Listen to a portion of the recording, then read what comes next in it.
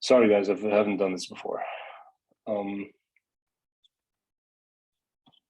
think it's recording now. Yeah, okay. So again, just as a recap, because I forgot to record, the first question in the lab, we're going to print a header, and then we're going to ask the user to input R and H of a cone, where R is the radius and H is the height, and then we're going to compute the volume and obviously print that out. So the first thing that we should start with is we should consider if we need to import any kinds of packages or any kinds of classes. And in our case, we'll need to import scanner since we are prompting the user to input data. So obviously we're going to need the scanner to create a scanner object. So the way we're going to do this is, first of all, scanner. And then we're going to name our object input underscore reader. And then this is how we're creating the scanner object. And obviously do not forget your semicolon.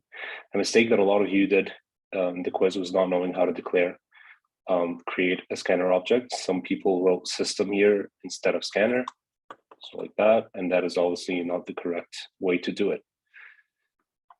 So after we create the scanner object, we need to print a message to the user in order to ask them to input the radius and the height, right? But before that, we know that we're going to be dealing with these two variables, so we need to declare them. Now, let me ask, oh, there's 45 of you, shit, okay. Any volunteers who would like to answer the following question? What should be the data type for radius and height? Okay, Miguel, answer. It should be either a float or a double. Exactly. The reason why, tell me, Miguel, what would be one of the advantages of using a float versus a double? Because in this case, both are going to work. Like the advantage of using one over the other one? Yeah, the advantage of using float over double. I don't know that answer. Okay, basically, the reason why you would want to use why I will use float in this example is because float takes up less memory space. So different types of variables take up different size, blocks, or have different size requirements. So some variables, some data types take up 6 bytes, some of them take 4, some of them just take 1. And float and double, they can both store numbers with decimals. However, floats stores these numbers with less accuracy or with less decimal places. And that's why it takes up less space. Now that makes, in our case, the values in the demo, or just thinking about it logically, the values of radius or height are never really need to be that precise. So I'm just going to declare both of them using, I'm gonna make them a float variable type. So I'm just gonna call them H and R just for simplicity. And this is a way you can just declare both of them in the same line. Instead of writing float H and then float R, you can just write them like that and separate them by a comma.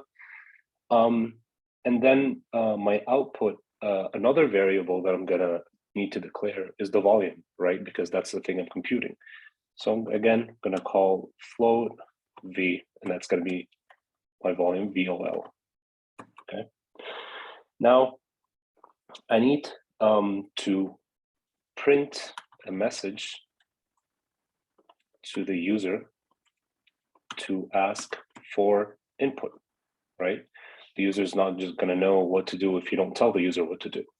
So the way we do this, system.out, just a quick print statement where we keep it in the same line. And then we're going to ask, please enter the height of cone H, comma, colon, and then space. And then when the user reads this statement or this line, he's going to try to input a value for the height. So now the next step is to read that value. So now I need to read the input from the user. Does anyone know how can we do this? If you want to answer, please raise your hand. And Jolly? Do we do like float height is equal to input scan dot next? Okay, I had done it in double, so it would be next double, but is it next float? Yeah, exactly. So the value that I'm going to read from the user, okay, the way I can read it is by typing the following statement: input dot reader dot next float, and then empty brackets, right? But this value that I'm reading is the value of the height, right? So I need to assign it to the height variable. So the way I do this is h equals to, and then I just input reader dot next float and leave the brackets empty, just like that. And then I'm going to repeat the same exact process with the radius, because I need the user to also input the radius. So again, just like here, I'm going to copy and paste this right here. Forgot the double quotes. And then instead of R, I'm going to ask for the radius R. Okay. Sorry, it's a typo right here. So again, I'm going to prompt the user. Oh, pasted it in the wrong spot. My bad. Yep, should be here. Okay. So radius of the cone R. And then again, going to need to read the input from the users, input.reader. And the reason why I'm using input.reader is because this is the name of the scanner object. Okay, so the scanner object, it has a name, and then whenever you need to access a property of scanner objects, you need to use the same exact name. And by the way, they're case sensitive. So if I were to write the I, a capital I here, it would give me an error, right? It needs to be, it's case sensitive, and that's a mistake that some of you did in the quiz, but I'm just assuming that it was just a typo, especially that you guys weren't using an IDE. So I'm gonna input reader dot next float, and then this will assign the value of my radius. I see a couple of you raised your hands. Go ahead. And Jolly? Oh, well, Annie was your first, so she can ask hers first. Okay, go ahead, Annie. Okay, so I just had a quick question. So when you're like on line 18, when you're doing h equal input blah blah blah, if you didn't previously declare your h and r up on line 9 and 10, would you put float h? Yeah. And then So if I were to comment out this line, I'd need to specify the data type right here. So Okay. that's also a mistake a lot of you did in the quiz, is that you're just like, okay, R equals 3. That's not really how it works with Java. It works with other programming languages like Python, but in Java, you need to specify the type of the variable. And the reason why you need to specify the type of the variable is so that the compiler knows how much memory to allocate, because different types have different memory requirements. Okay, so don't forget to specify the type of the variable that you're using. Okay. Okay, thank you. No worries. Jolly? So for you, here you put scanner input reader. What's the difference between input reader and input scan? So if I were to name this input scan, Yeah.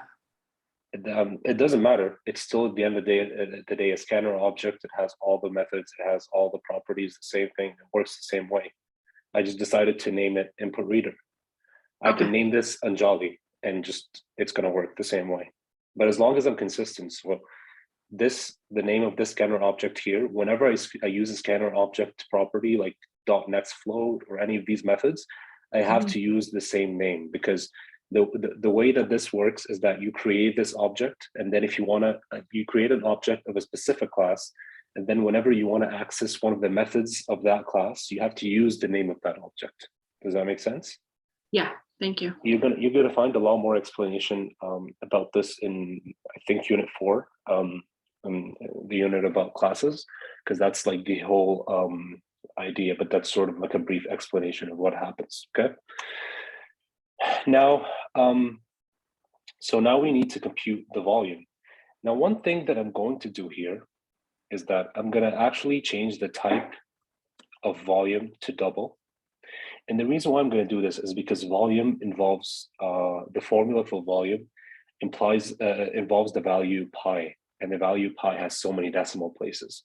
So I'm just going to play it safe here. I'm going to go for the sake of precision, and I'm going to pick double as the type for volume because double is more precise than float. So now if I want to compute the volume, so now compute volume, okay? So now volume is equal to, I know that volume is, what is the formula? It's pi times r squared times pi r squared h divided by 3, okay? It's always good practice to, whenever you're trying to write out an expression, it's good practice to keep it in front of you, and there isn't a better way to do this than to write it as a comment, literally right where you're looking. So I'm going to write my numerator. So an easy way I can break this is I can just worry about this first, and then I'm just going to divide at the end by 3, right? So my numerator just consists of math dot pi times, I have r squared, so that's just r times r, and then that's r squared, and then times h. So that is my numerator divided by 3, and this should be just fine.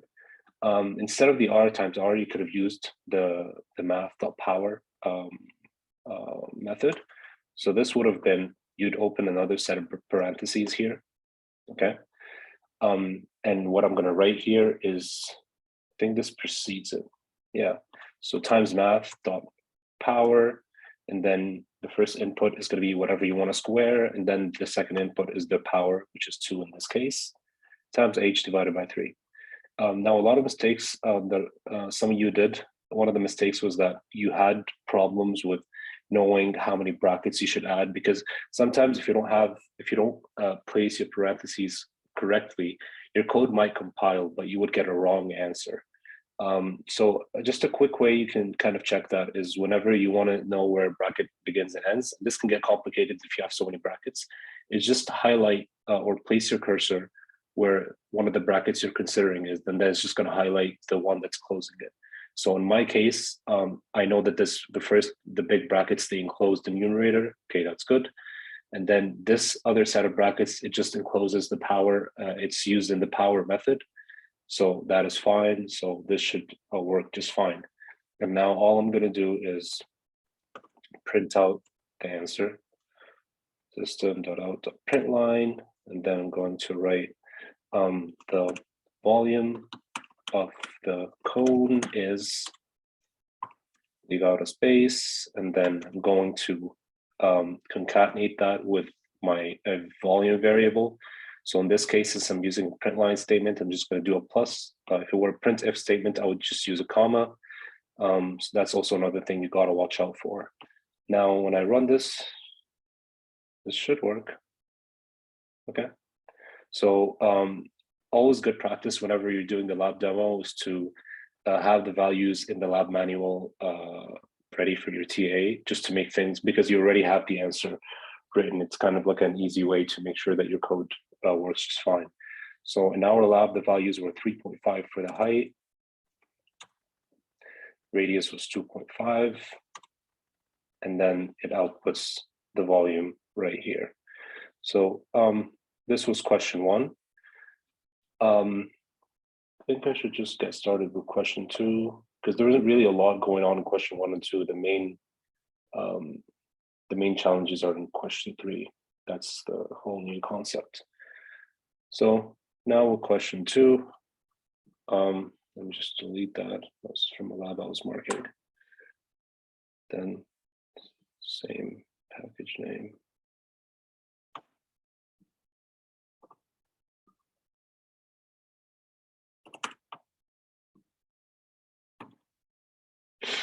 Okay, so now this question, what you need to do is basically a grade calculator program. So the program is going to ask the user to input grades, and it's going to ask the user to input the weights of these grades, and then it's going to calculate the total average. So it's a pretty simple idea. It's the same concept as the question before, just different formulas. So again, I'm going to write this down. Before I write any line of code, before I write any line of code, I should write down what I'm going to do as just a set of comments. If I were doing this as in an exam, or I was using a profit track where I couldn't really have access to an IDE, I would be writing all of this on a piece of paper. So this is a very important step. No matter how easy you think the question is, it's always good to have just a very clear layout so you understand what is going on. And if something goes wrong, you can correct it really easily. So first thing I'm going to do is ask user to input grades, and then I'm going to ask user to input weights, and then I'm going to calculate average, and then I'm going to print average to the user. Okay, so these are my 4 steps. So again, since the first step it has to do with since the first step has to do with asking the user to input data, then obviously we need to create a scanner object, right? So again, scanner, and then I'm going to call it grade reader. Okay, I can literally call it anything. A name doesn't matter. It's still going to work the same way because this is scanner object. And then new scanner system dot in. Okay, so I've created my scanner object. Now I need to ask the user to input grades, right? So the way I'm going to do this is obviously I need to prompt the user to enter these grades, literally just asking the user to input these grades. But before I do that, I'm going to think of what kinds of variables am I going to be using in this scenario. Now, in the example that was given in the lab, the example involved 3 grades, 3 weights, and then an average, right?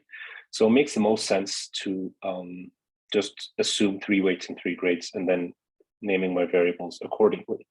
Now, who can tell me what should be the data type for a variable that will hold, let's say, a grade for a specific course? Should it be a float? Should it be an integer? Should it be a double? Should it be a string? What should it be? Hey, Rod.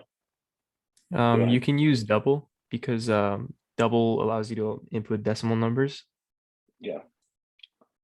Now, that is definitely true. But I saw that a lot of the students just used an int for the grades, which I understand. In university all the time. Most grades, like your final grades are on your transcripts are whole numbers. But it would, if I were the one doing this assignment, I would go with a double just to play it safe. What if the TA asked me to enter 80.5? Am I just going to be like, no, a grade's not supposed to be that way? No, sometimes it happens. Or even within some courses, just disregard the final grade. In some courses, you can get a point something on an exam or on a quiz. So again, just for the sake of using less memory, instead of using double, I'm just going to declare them as float. Okay, so float, grade 1, grade 2, grade 3. I think someone raised their hand.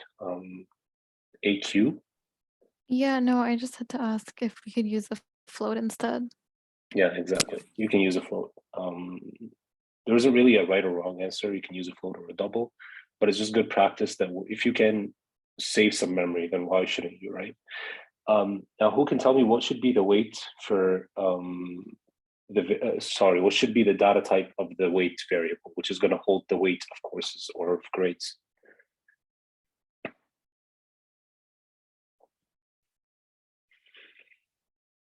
Anyone?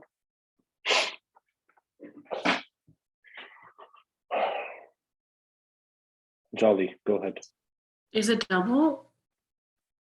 Yeah, you can use a double. What else can you use? I'm guessing we can also use the float.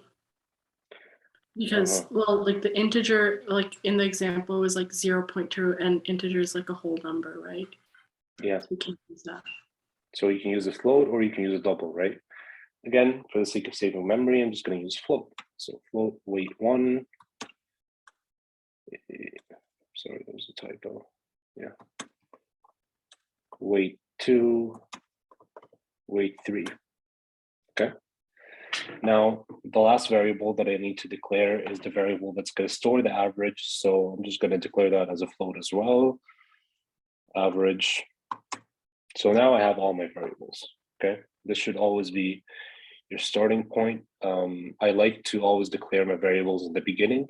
And if I need to add anything later on, I can just do that later on. But I like to have most of the important variables that I'm going to use throughout the program declared in the beginning.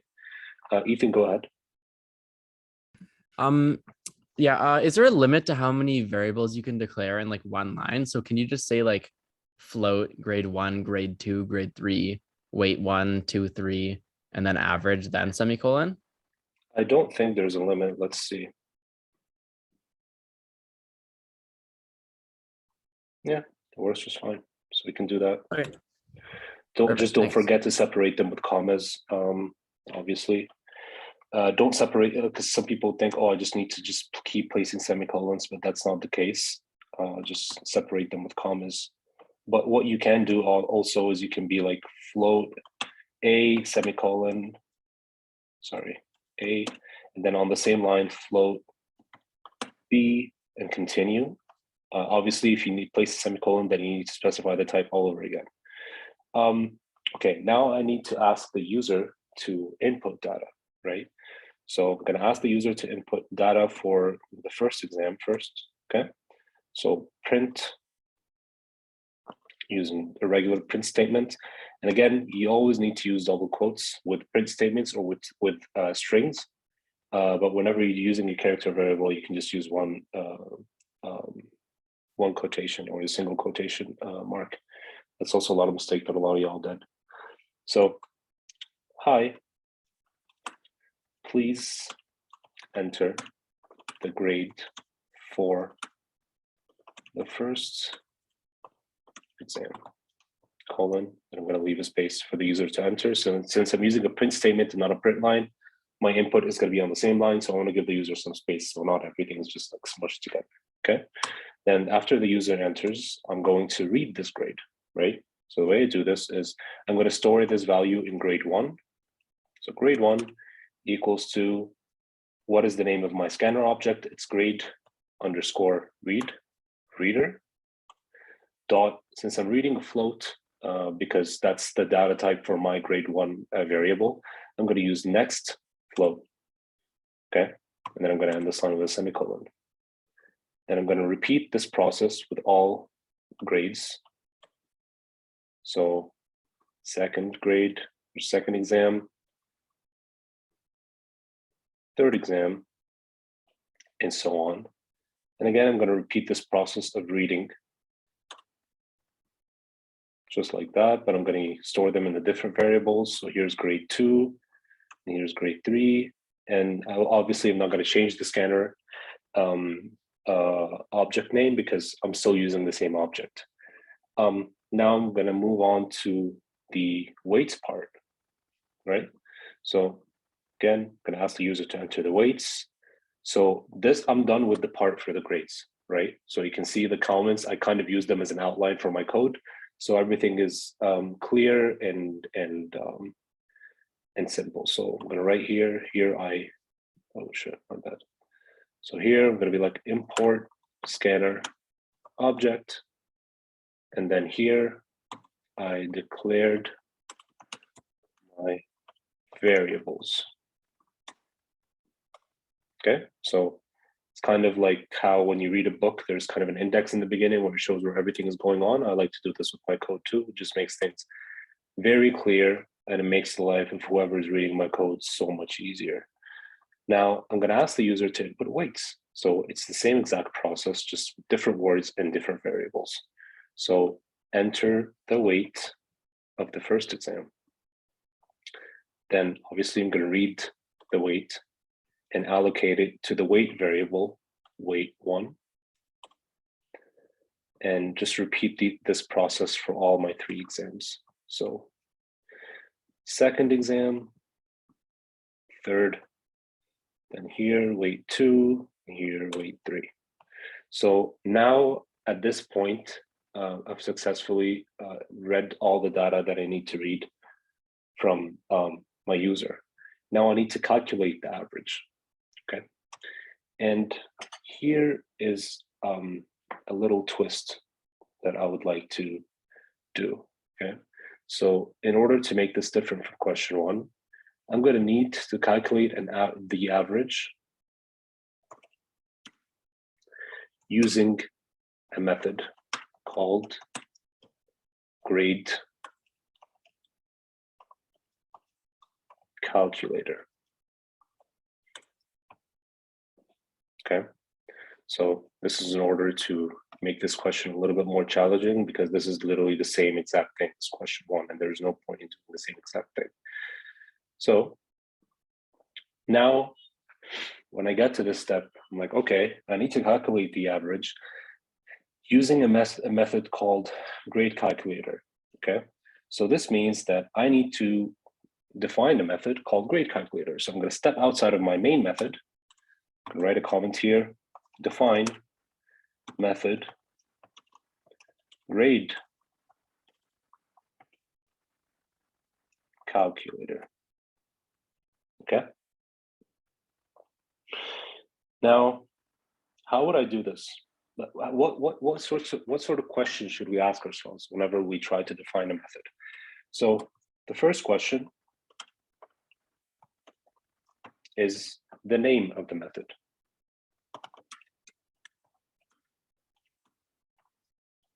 Okay, and in my case, the name is grade underscore calc. Okay. Second question. What do you guys think should be the next question on my list?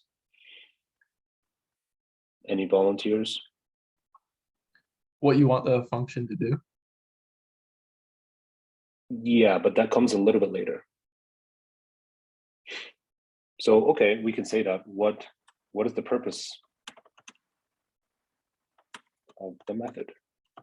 So in my case is to calculate grades. Okay. Now, what will be my third question? What is the return type? Exactly. Beautiful. What is the return data type of the method, right?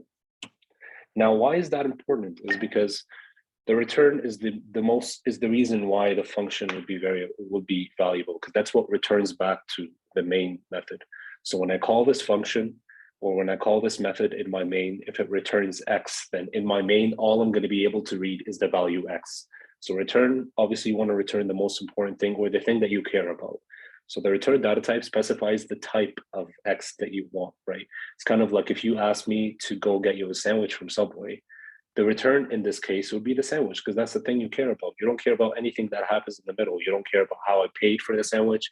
You don't care about how much I had to wait in line, none of that thing, right? You only care about the sandwich that you want me to get you. Okay, now the type in that case would be, what kind of sandwich do you want? Do you want chicken? Do you want, I don't know, a meatball sandwich? Do you want a tuna sandwich? In that case, that's the return. That's the type, and that is just as important, right? If you're a vegetarian, I can't go and get you chicken teriyaki. You're gonna be like, I'm not gonna eat that, right? So the type is definitely important. What is the fourth and last question that you should ask yourself?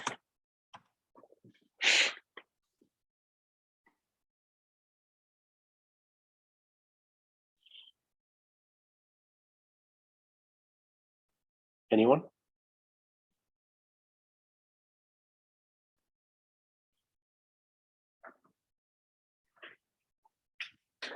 What are the parameters that are going to be sent to the method?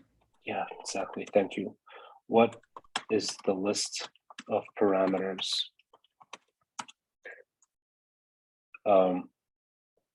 which will be passed into this method.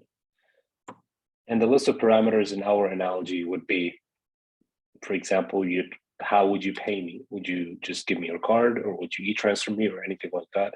And that is equally important, because I'm not just going to go and get you something that you want and I don't know how you're going to pay me back, right? So it's the same dynamic right here. So now if you have all these questions answered, then you should be good, and everything else should just be your knowledge of the syntax.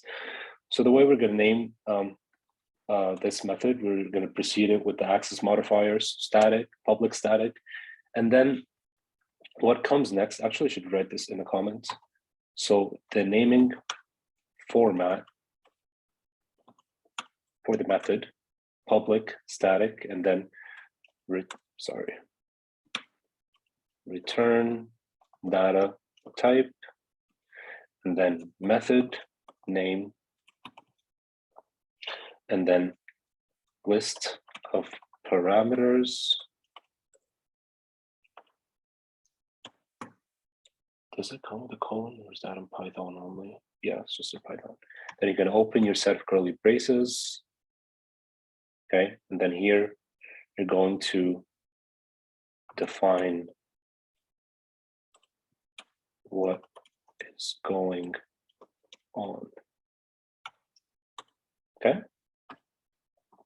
So in our case, I'm just going to follow this naming format. Okay. So I know I need to start with public static. And then the next thing is the return data type.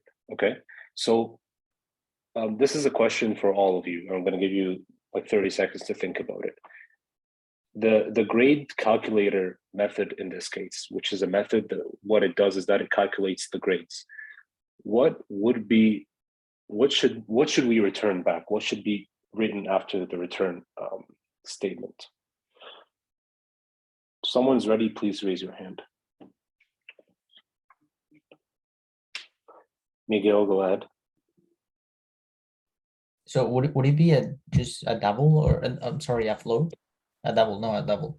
Yeah, but this is sort of the next step. What I'm asking is, what would you return back in this grade calculator method?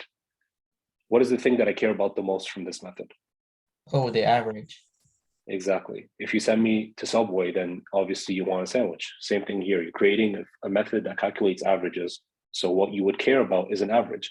Now, what did we declare the average as? We said it's a float. So we're using this, we're going to declare that the data type is float. Go ahead, Miguel. You raise your hand. Yeah, no. I forgot to put it down. Okay. So in my case, the data type, I'm just going to declare it as float. It could be a double. Both are correct. I'm just using float because it's using less memory. And then I'm going to declare or write the name of the method. The method name is grade underscore calc. Okay. Then I'm going to open brackets, and then I'm going to enter the list of parameters. Now, and then I'm going to open my curly braces, and here is the definition of my function. Now, what should be the parameters that go into this? What matters when you input your grades? Your weights, or the grades that you got in an exam or a bunch of exams. And why is this giving me an error? Oh, return statement. Okay, just going to get to that later on. Okay. Now, the list of parameters that I should care about, or in other words, is asking this function, which is grade calculator, what are the variables that matter? So obviously the variables that matter are the weights and the weights and the grades. So I'm gonna write all these variables as just parameters into my method. So grade 1, grade 2, sorry, and grade 3. Sorry, I declared them as I'm using floats. So float.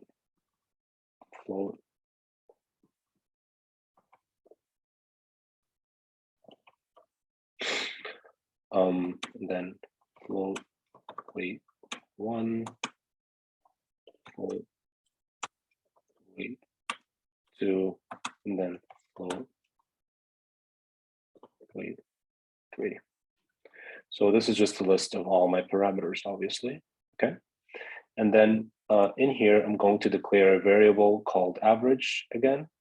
Now, the reason why I'm declaring it again here is because the list of variables here and here are different, okay? So if I can't just write average, the compiler is going to know exactly what that is, right? Because it's declared outside this method. It's out of scope, okay?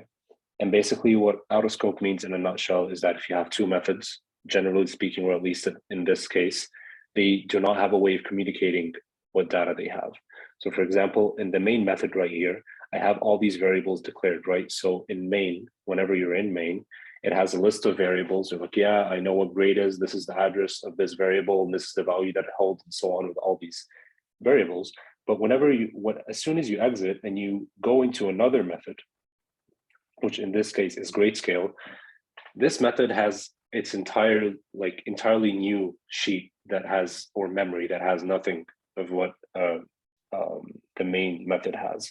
So in this case, I'm going to be like float average, and this way I declared my average variable within the method. Obviously, I didn't write it here because that's what you want to get, right? These are the inputs. All these weights or values are inputs, and then the rest, they are the average is the output. So you can't write the output in the parameters. That doesn't make any sense.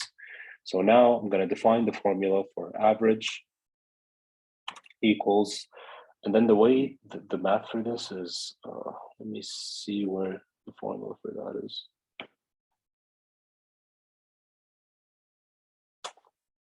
Okay. So the formula is, as we said, it's a good practice to write it as a comment, right where you're coding, so you see everything clearly right in front of you. The formula is average equals to, so in my case, it's grade 1 times weight 1 plus grade 2 times weight 2 plus grade 3 times weight 3. Okay, so this is the formula for my average. Now I want to write this here. Okay, so grade 1 times weight 1, okay, plus grade 2, also another set of parentheses, times weight 2 plus grade 3 times weight 3. Okay, so this is my, I think I'm missing a bracket. Yeah, so see right here, when you highlight this bracket, everything is enclosed. Okay, that's good. Okay, and now what I should return is obviously average. So return average, then, sorry, semicolon, my bad. Okay, and this should work. Now, one thing I want to highlight is that if these variables, so these the variables that I'm using within the method, within the definition of the method, they're not the same as the variables that I'm using in the main method.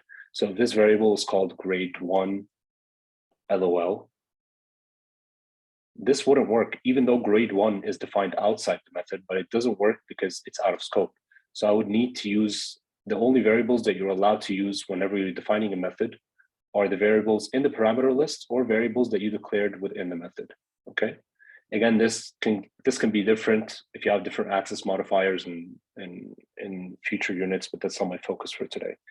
So grade 1, in order to make this work, I need to add the LOL part. And now it works.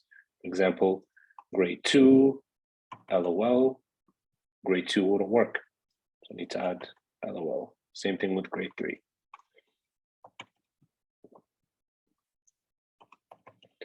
And also same thing with average. So if I change the name of this variable and call it LOL, I would get an error because despite average being defined in my same coding file or same class, it's in a different method. So they don't talk, they don't communicate, right?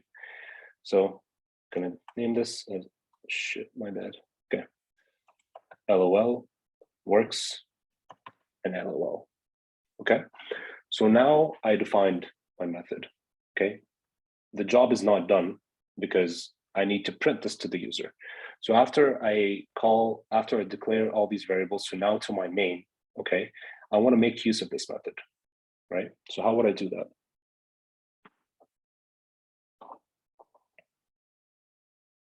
Any volunteers?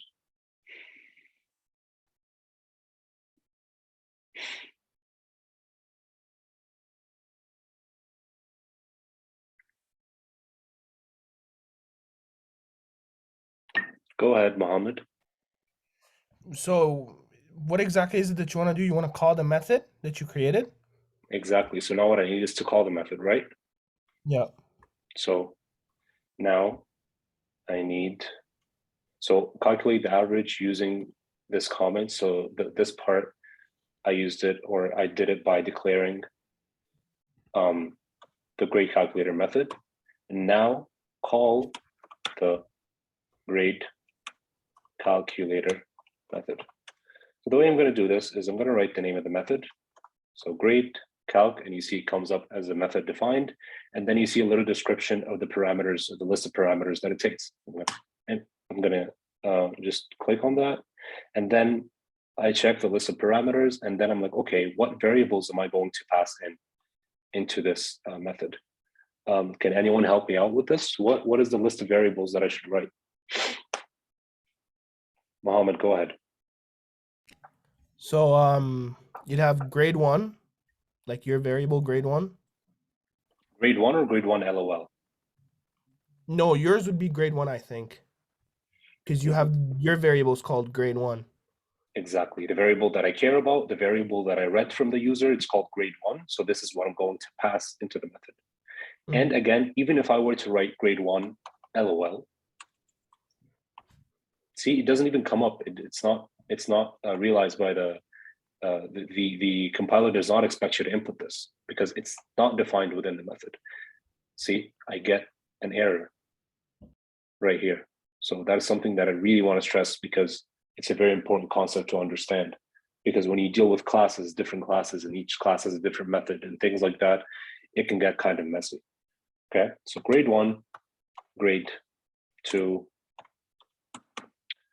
grade 3, weight 1, weight 2, weight 3. Okay. Okay. Now I called the function. So this line right here, by calling the function, you just write the name of the function, then you pass whatever list of parameters you need to pass.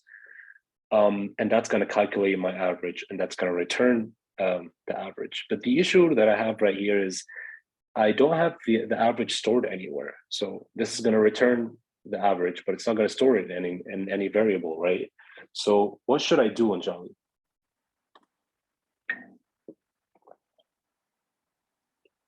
Anjali, are you there? Yeah, I'm here. Yeah, what do you think I should do? For what? Sorry. So right here, okay, I called my method, right? And I passed in the list of parameters, but I need to store whatever this method returns. So what should I do?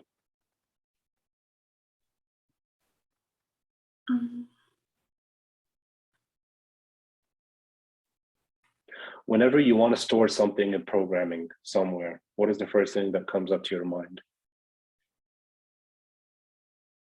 Right now, nothing's coming to mind. Okay, the first thing that should come to your mind is a variable, right? Because a variable it reserves a certain amount of memory, okay? And then it stores that content, whatever you want to store in the memory. So let me see if there are any volunteers who want to tell me what I should do next. I don't want new people. Sarah, go ahead. You should first thing declare a variable and its type.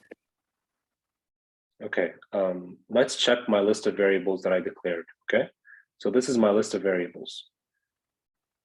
So the variable that you're talking about, is it already declared or should it be something that I declare from scratch?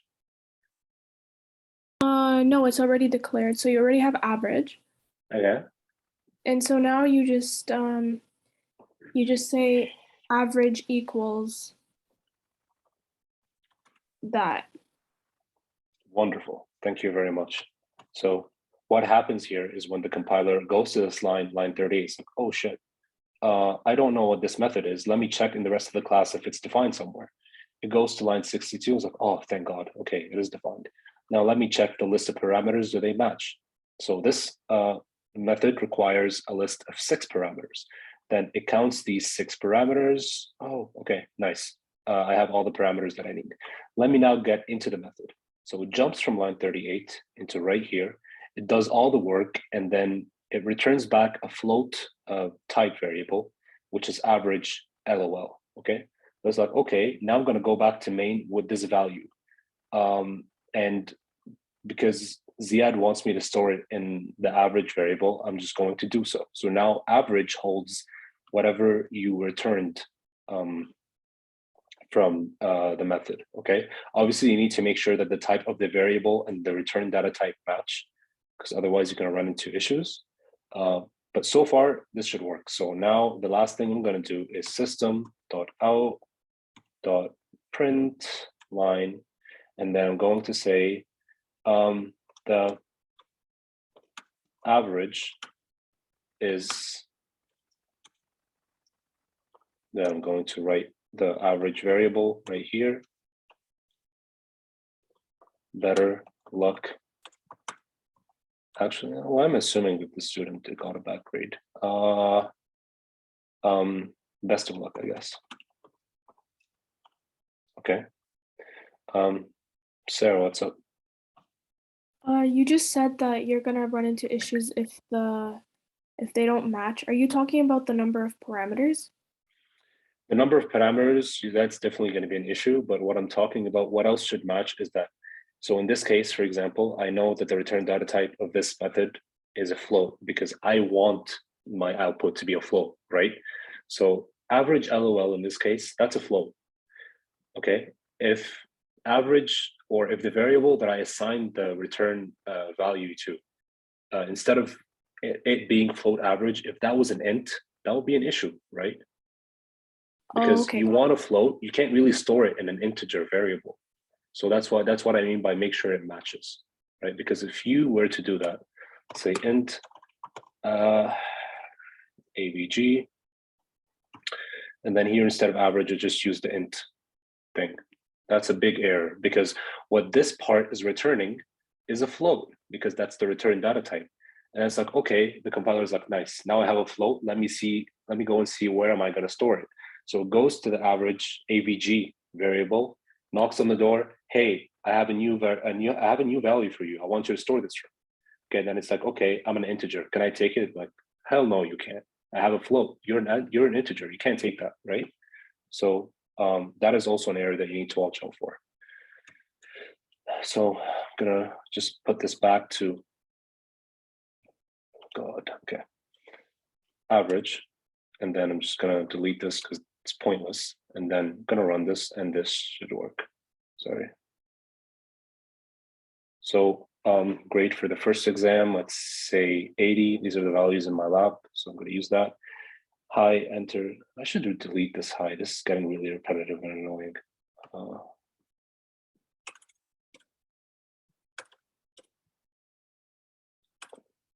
Should just be the first time. Yeah, this should be good. Let's run this again. The way your code looks is just as important. Don't neglect that. 80, average for the second exam, 70. Average for the third exam, 90. 0.3 is the first, 0.2 first weight, 0.3 is the second weight, and then 0.5. And then it prints, the average is 82.0. Best of luck. I should probably leave a space. Right after that, it will make things look a lot better. But that's it for question 2. Again, you were not supposed to define a method, obviously, in your what's it called? Sorry, guys, it's late here. I'm sleepy. Quiz. Yeah, you weren't supposed to define a method in your quiz or in your lab 3. But I added this in order to kind of warm you up for question 3, because question 3 we're going to be defining a lot of methods. So I'm going to give you guys a bit of a break. I've been ranting for a while, and then we're going to be back for question 3.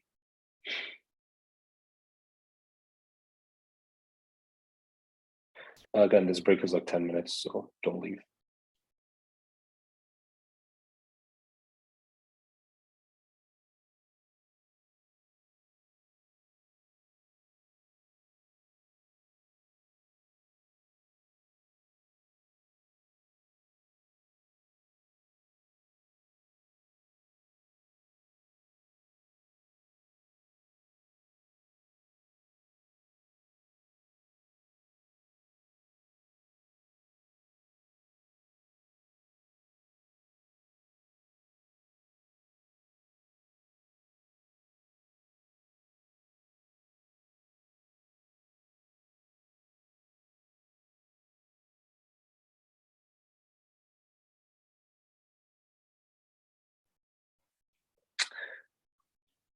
Okay, just a second, actually.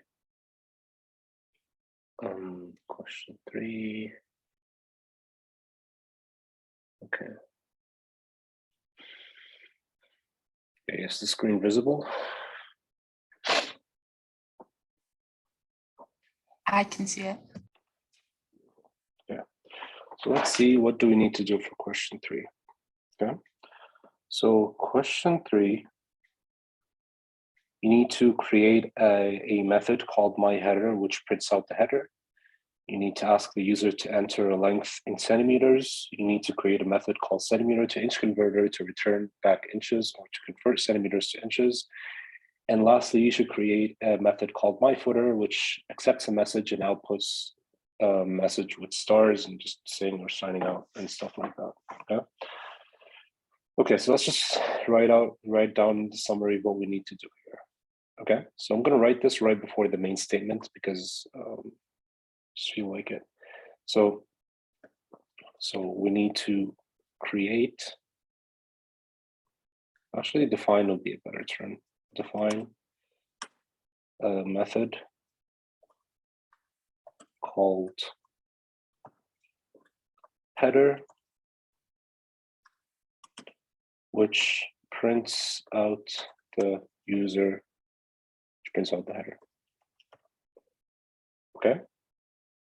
And then I also need to define a method called, actually before defining centimeter to inch converter, we're gonna ask user to input centimeter to, and input length in centimeters, then define a method called centimeter to inch converter to convert length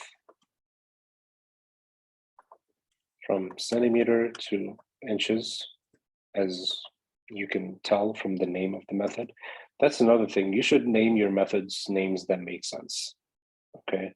Just to make your life easier.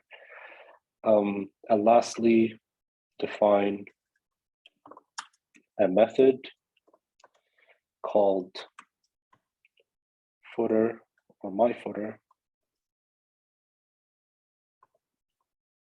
Sorry.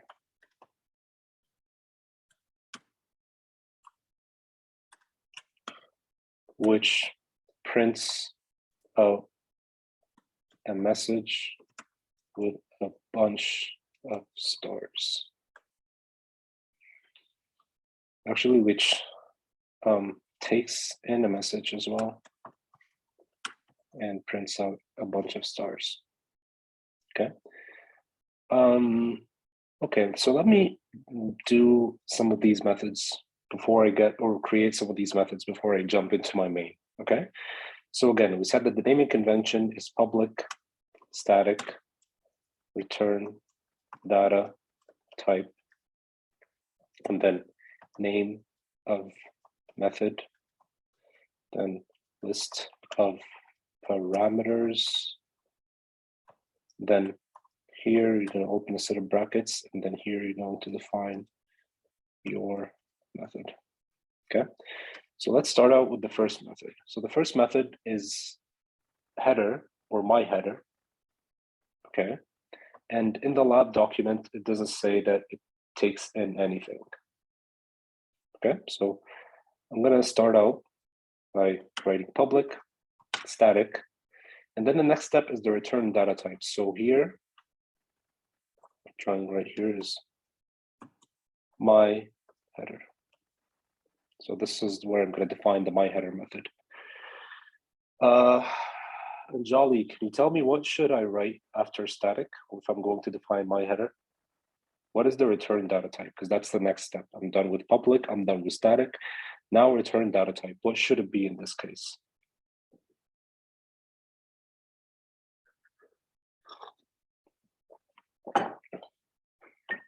Oh, sorry, I was on mute. No, it's cool. Public static. So are we doing, oh, we already did public. Are we bringing in the header now? Yeah, so I'm creating a method called my header. Yeah. And what this method does is that it just prints out the header. Okay.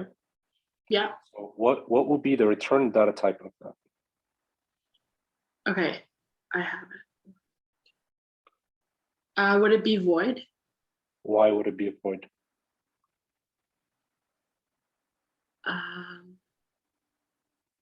That I'm forgetting at the moment. Okay. Can someone here explain to me what is the difference between printing and returning? If you're going to create a method that prints something versus a method and asking this method to return something, what is the difference here? Because in this case, my header, it prints. Would it be the same if I told you my header returns something? Also, someone else other than Mohammed, because he's a beast. He answered so many questions.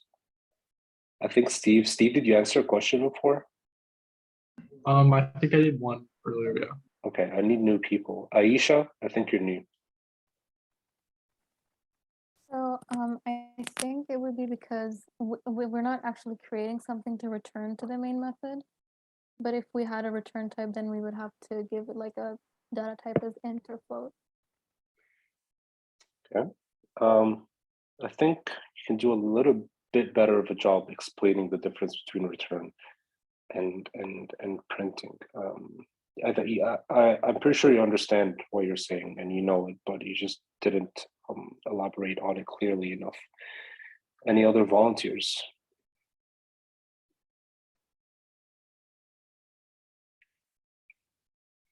You know what? I'm going to go with Mohammed. Mohammed, go ahead.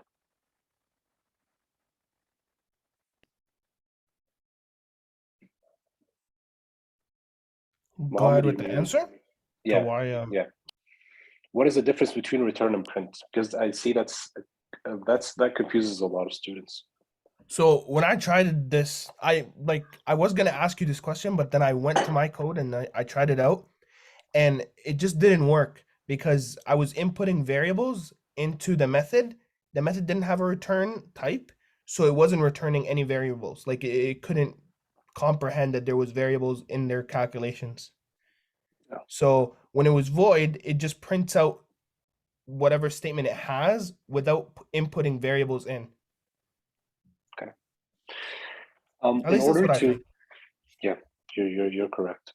In order to make this very clear to all of you, I'm going to kind of modify what method does.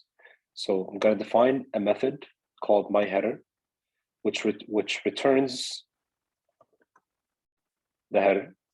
Okay, and I'm going to define a method called my header void, which prints the header. Okay, and now we're going to jump into the difference between them. So the first one, if I'm going to define a method which returns the header, so the header is, or let's say returns a welcome message.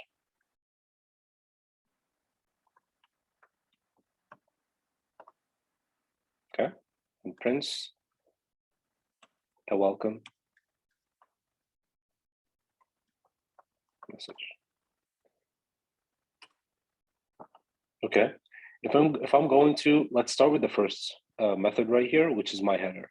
Okay, if I'm going to define a method which returns back a message, or what would be the data type of a variable that stores message? Go ahead, Mohammed. A string? Exactly. So what will be the return data type of this method? String. Exactly. Okay. So now I'm going to write string. Oh, I think it's in capital S. String, and then the name of my method, which is my header. Then I'm gonna see what parameters it takes and just open up the definition of my method. Sarah, can you tell me, should I write anything in these brackets?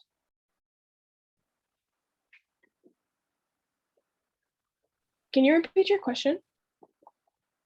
So you see the set of brackets right here that I'm highlighting? Yeah. Should I write anything here?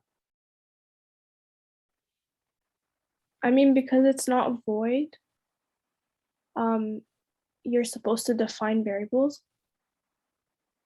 Mm-hmm. What do you guys think? Does anyone think something that's different? Mohammed. In this method that you have right there, you need to put the parameters list in between the brackets, and then these parameters list that method. Since it has a string, it can do whatever you ask it to, but if it had void, it couldn't do calculations. It would just print them out since it doesn't have a return. I mean that is correct, but here's the thing that that is kind of getting confusing, is that the return data type of a method, okay, which in this case is string, it has nothing to do with the parameters. These are two different metrics of a method, or things that, or features of a method. So just because I have a string here doesn't mean that anything that goes on in here should be string. That's not the case. It can be a different data type. That's perfectly fine. And in this case, according to the definition, or what I'm asking you to write, I didn't specify that this method takes in any parameters, right? So this should just stay empty. There's no reason that you should necessarily enter anything. Ahmed, go ahead. Oh, sorry, I just had my hand up. But you want me to continue, or what do you want me to do? No, it's fine. Does anyone else have questions? Because I saw a couple of hands raised. Okay, so now I'm gonna define my method. So what I need to do here is return a welcome message, okay? So obviously I'm gonna declare a variable, and I'm gonna name it welcome message, because that's what I wanna return, right? So string welcome message, okay? Someone tell me, is this right? Is this the correct way that you should declare a string variable? No, Who's talking? Sorry, I can't see. it was me. Oh, okay. That doesn't really answer the question, but it's okay. Do you want me to elaborate? Yeah, can you tell me why this is wrong? Yeah, because first of all, like you're supposed to have double quotations.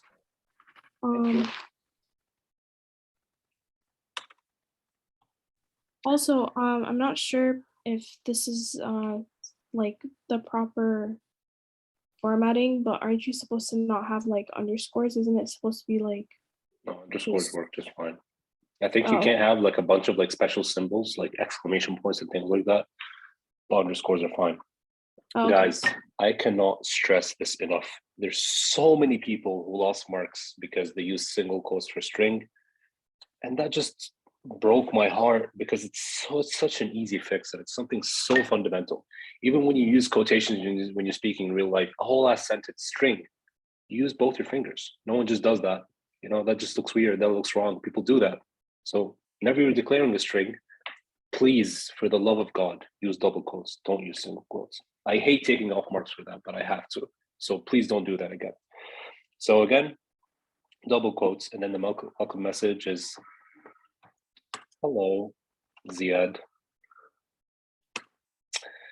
Thanks for being the best TA. Okay. And now I want to return this message. So what am I going to do? I'm going to say return. And then what is the variable that stores the message? Welcome underscore MSG, or welcome message. Okay. So that would be the method that does this whole process and returns back a message. Now, what if I want to create the second one, which is my header void, which just prints the welcome message, okay, and it doesn't return it. So public static. Now, what should be the return data type? In this one right here. Void. Yeah, exactly. Why void? Because void means there's no return type. Yeah, and since I'm returning nothing, I'm just using a void. So my header underscore void. And then what I'm going to do is I'm going to print, so system dot out dot print line, and then I'm going to just copy paste the string or the welcome message that I want to output right here. Hello Ziad, thanks for being the best TA. Okay, and then I don't have to write a return statement since this is a void, or I can just write return and then a semicolon, nothing else. Okay. Now, what is going to be the difference between these two methods? Let's see. So let's say in one line here, I'm going to call my header, and then in the next line, I'm going to call my header underscore void. Okay. Now, if both these methods print out the message, okay, then I should get two outputs. I should get this welcome message twice. Let's see what happens. Well, before we run this, Sara, you had a question? Yeah, so you said that you don't have to write a return thing. So why do you put it then? Just to show that this can happen. It's a reason. This works just fine. I can get rid of that, and it's going to be fine too. Is It there a doesn't matter. preferred way? As far as I'm aware, no.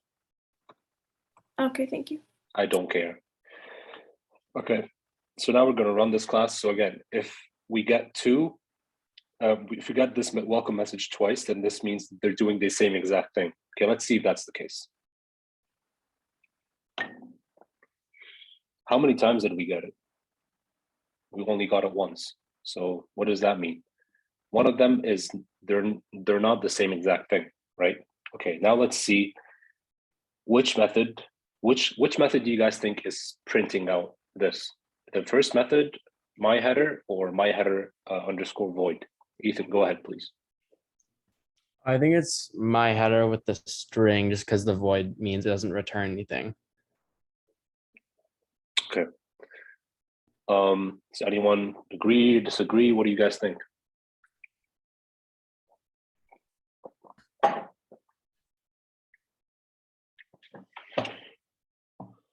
Oh, 3 people raised their hands. Wow, that's a record. Laura, let's go ahead.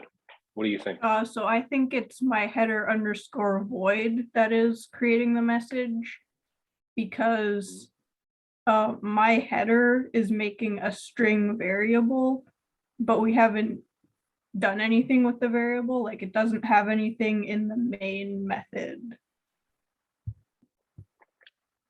Yeah, you're correct. Let's see who else had their hand raised up. Anjali, what do you think? Okay, well, I didn't understand before, but after Laura explained, I got it. So I think it is going to be the void method as well, like the void one.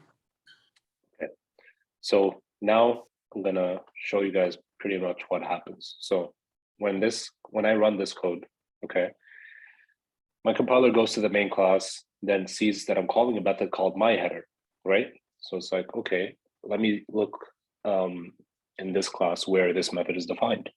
So it sees that myHeader is defined in line 17. Okay, so it goes into it. It's like, okay, now I have, let me use a sheet of paper. It makes so much sense. Okay. So imagine that this is kind of represents my memory in that case. So it goes to line 17 and it goes into the method. Line 19, first line, it sees that I'm declaring a welcome message, okay? And it's a string variable and I'm assigning to it the welcome message. It's like, okay, I'm gonna go to my memory. So if you think of this pill as my welcome message variable, and whatever is stored inside is the welcome message, okay? It's like, okay, that makes sense, that's cool. Then go to the next line. And then the next line, it sees return welcome message. So what it does is that it takes out this pill and just as soon as it leaves the method, throws everything else in the trash. It doesn't matter anymore. This is the only thing that it got out of this method, okay? And then it goes back to the main with this value, which is held or stored in welcome message. And then it sees that it doesn't get stored anywhere, right? Because there's no variable, there's nothing. It just got this thing returned back and there's like, okay, I have to go to the next line. So I guess I'm just going to throw this out because I'm not storing this back or like I'm not like using it anymore. So sadly, I'm going to throw this away. What a waste, right? Now I go to line 32. I'm calling a method called myHeader_void. So it looks for the method, see where it's defined. It enters the method. Okay, parameter lists, they match. There's no parameters here and there. Everything's good. And then it execute lines 24. So 24, it just says print out, hello Ziad, thanks for being the best TA. And then, okay, I'm gonna do that. You're asking me to print the message and I'm going to print it. So it does print the message. And then the next line is return. Not gonna return anything because it's a void. And then it just leaves and comes back to the code and then everything is done. So I hope this answers your question about what's the difference between return and what's the difference between print. And in our case, myHeader_void, that is the method that does the printing. If I wanted to print the method or print the welcome message using the myHeader method, what would I do? So forget myHeader_void. Let's say this whole thing is commented out, it does not exist anymore. How would I use the myHeader method in order to print out the welcome message? Because again, if we just run this right now, just like I've been explaining, it's not going to output anything. See, blank, nothing. So what should I do?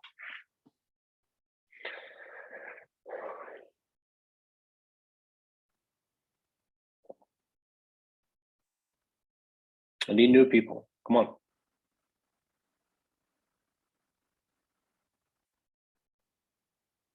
If you're not new, you can keep your hand up, it's fine.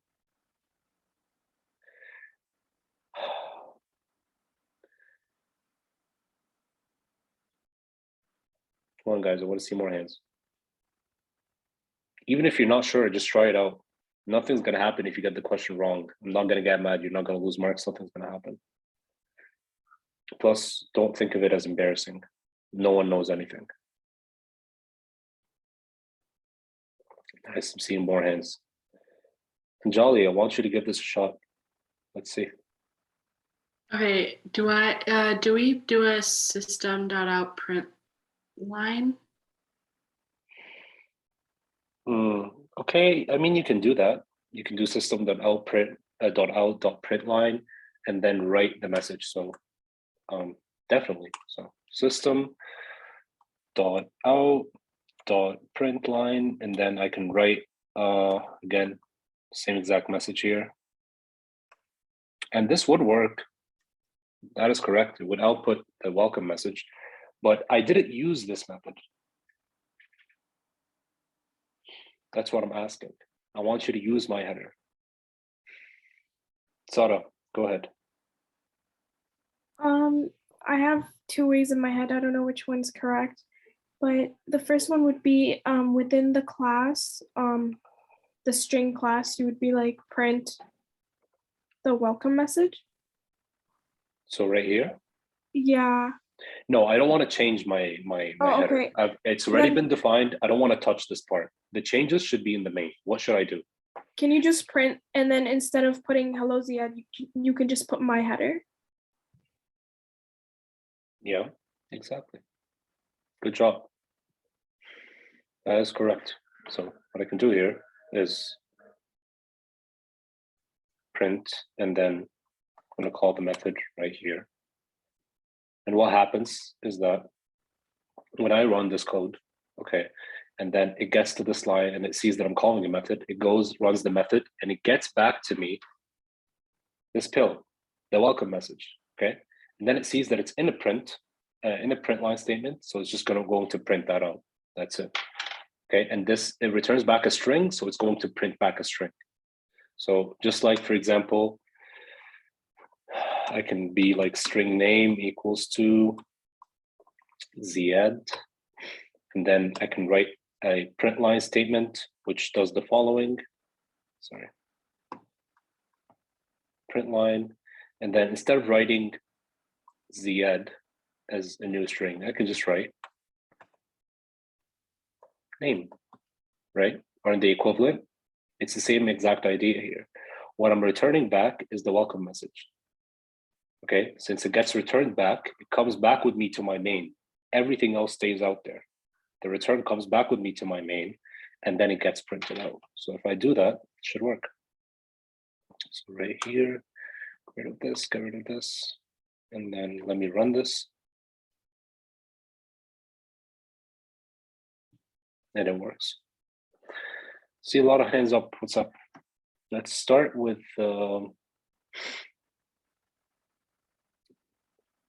let's go with Ethan. What's up, Ethan?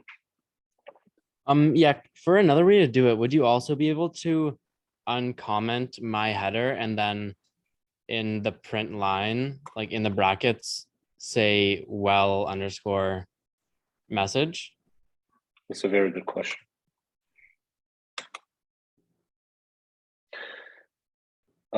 So what you're asking about is if I can, and let me know if I understood you correctly.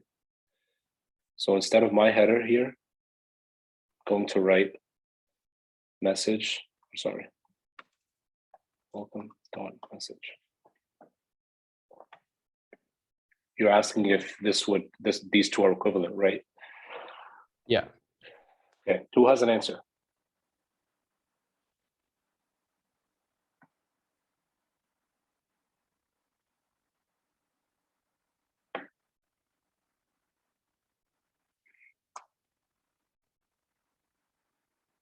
Laura, you have an answer? Yeah, I think that wouldn't work because my header doesn't take any parameters. I mean, here you're not giving my header any parameters. Where's that happening? I'm confused. Here you're printing out this variable, welcome message. You're just printing that out because it stores the string, which is the message that I want to print out. Yeah. So why are they the same statements or different statements? I'm sorry, I'm gonna butcher your name. Zakaria? It's like the first part, Mishon, but that's okay. Mishon, okay. Okay. So I was gonna say it's not gonna work because it's like in a different class. Plus you didn't like call the method, I guess. So it wouldn't be able to get it. Like it wouldn't be able to find it maybe. I guess what you mean is because they're in different methods, because this is all in the same class. Oh yeah. Sarah, what do you think? So it's out of scope because you didn't define any variables, and that variable is in a different method. Perfect answer. That's exactly what you should say. Now, the reason why they don't work is because, just like I explained before, when you run this line, okay, so let's say this is commented out, and I call my method earlier, my header, and you're like, okay, I already called it and I'm returning this variable. So it should be there, right? And I should be able to use it later on. So you go to line 35 and then you'll see that you have an error. So why is that the case? Whenever you have errors like that, it helps a lot to try to think like a compiler, to try to think like a computer, just go line by line and try to imagine and visualize everything that's happening. So we go to line 31, okay? So who said that who asked this question? I want to walk you through it. Yeah, it was me. Ethan.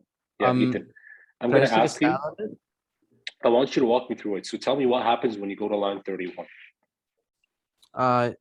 When you go to line 31, Yeah, when you execute this line, what happens? Where does the compiler go? Where does it look? goes to line 17. That's where it starts, and then it just works its way down. And then what I So was we get to thinking line that- we get to line 19. Okay. We create a variable called welcome message. Okay. We pass to it the message that we want to store. So it's a string variable called welcome message. Okay.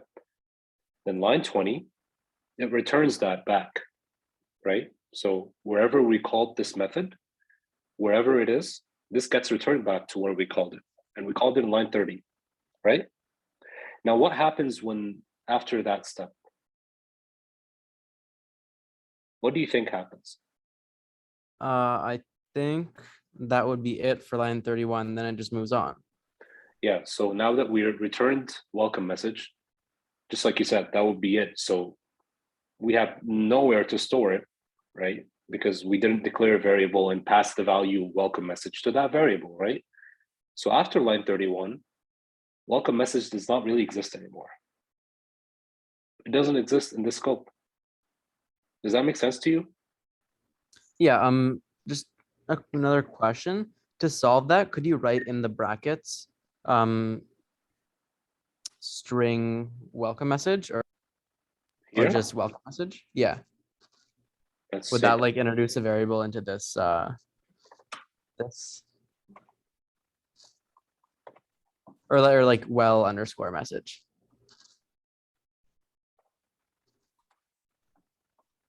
Why would that not work?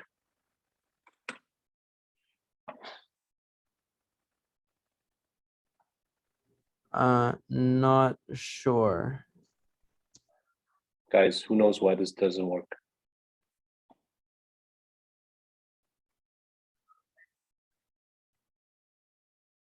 Anyone? Hands? Annie, let's give it a shot. The parameter list doesn't match because that one is my header is accepting a void and that one is sending, well, trying to send a string.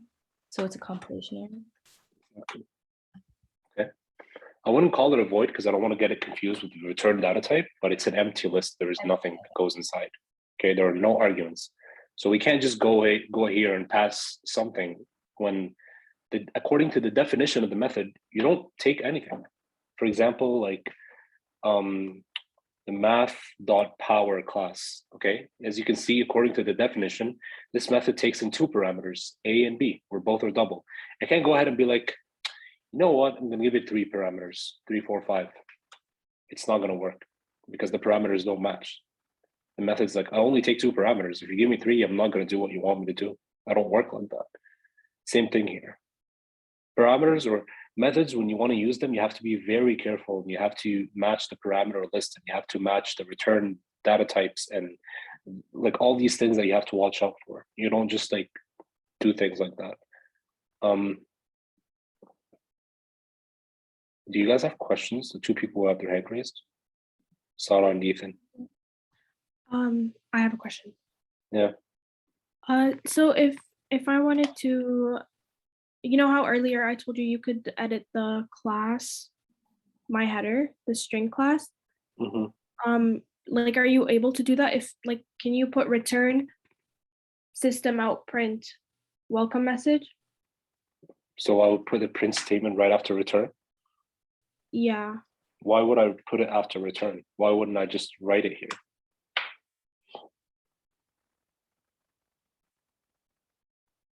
Right? Can you answer that? like, are you supposed to define it as a variable, or and then equals system output and then return that variable, or what? What happens when you use return welcome message? What happens here?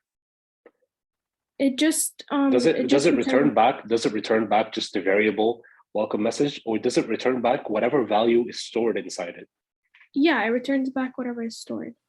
Exactly. So if I were to edit this, I would just add the print statement like I did here. I'll just be like, okay, system dot out dot print line, and then just well message, and it's gonna run because it's defined. It's within scope. It was literally defined in the line right before in the same method. So this would work. But another way you can do this is, let's say here, let me check the return, okay? The return data type is a string. So I'm going to declare a variable called string, and then I'm gonna give it the name message, okay? Now I wanna initialize that variable, I wanna give it a value. And I know that this method returns back the string. So when it returns back the string, I want something to catch it. I want something to take that up, to suck it up. So that would be message equals to my header. And then what would I do? I would just do system.outline print here, and then I would just write message here. Because why? When I call this method, my header, okay, it returns back the value that is stored inside this variable, welcome message, and passes it to the string variable that I initialized in my main, which is just message. And then I can just do whatever I want with message. Okay, got it. Thank you. Are you sure you got it, or do you need me to explain this I got again? Ethan. Yeah, just a follow-up question to what I said before. Would there be any way of referencing well underscore message in the main? Like, could you do anything differently in the my header method? To use this, to literally use the method, the value, literally use the variable well underscore message? Yeah. No. So Okay. when you return back the value that is stored in that variable. I'm not sure if you can return back the address that this variable, the address of that variable, that you can use this address to like outside, kind of return that address of that variable outside in the main, and then assign that address to a different variable, but that's not like that's kind of outside the scope of lab 3. I'm not sure about that either. I need to look that up. But most of the time, when you just return something, you're returning back the value. You're not returning the actual variable. You're returning whatever it stores. And then if you want to hold on to whatever got returned back to you in the main, you obviously need to store that in a variable, right? Because if you just give me a sandwich that I asked you to buy me, so you return back to me the sandwich. And then I'm like, okay, cool. And I throw it in the garbage. I don't eat it. That's a waste. You know, I can't come back an hour later. I'm like, oh, let me go have that sandwich. No, it's gone. I threw it out already. But if I want to make use of that sandwich, when you return it back to me from wherever you go, Subway, let's say, then if I eat it, or if I store it with me and put it in my backpack, then an hour later I can be like, oh, now I'm hungry. Let me eat that sandwich. So what you did here, if my header is the method that I'm talking about, and then whatever it returns, if this variable is the sandwich, then I stored it here. I stored the value of it here. And then later, an hour later, I can be like, yo, I'm hungry. Let me take out this sandwich. And that's what you do. But if you just write that out right here, my header, okay, you don't store whatever the value it returns, you don't store it in any variable. You can't just come here and be like, yo, I want to have that sandwich that's in the garbage bin. No, it doesn't work like that. Does that make sense? Or do I need to explain it again? No, yeah, that makes sense. It's my pleasure if I got explained again. So don't feel embarrassed or anything if you wanted me to re-explain it. Yeah. Angelica. Good, thanks. Okay, my question was, I don't know if you've answered this, but why are we putting a return inside of my header? Like, Where? I'm sure, Uh, like, here. why do we have a return in my header? Because that's what I want to return. This is what I want this method to return. So I said in the beginning right here when I was defining the methods, Yeah. the question, this is always what the question is going to ask you when it's asking you to define a method. It's going to tell you the name of this Mhm. method. It's going to tell you what this method takes in as parameters. Okay. And then it's going to tell you what it wants the method to do. Okay. So in my case, I Yeah. said, hey, Anjali, I want you to create this method called myHeader. So now you have the name. I didn't specify that it takes anything. So you know that the list of parameters is 0. Okay. A Okay. big 0. Okay. Now I know that what it does is that it returns a welcome message. So now I know what it does. Now the fact that it returns it means it returns a message. Okay. So if I need to figure out what is the return data type of that variable, okay, I need to, the return data type of that method, I need to look into what it returns. So if I'm going to return a message, what type would that be? Would that be a string? Yeah, that makes sense.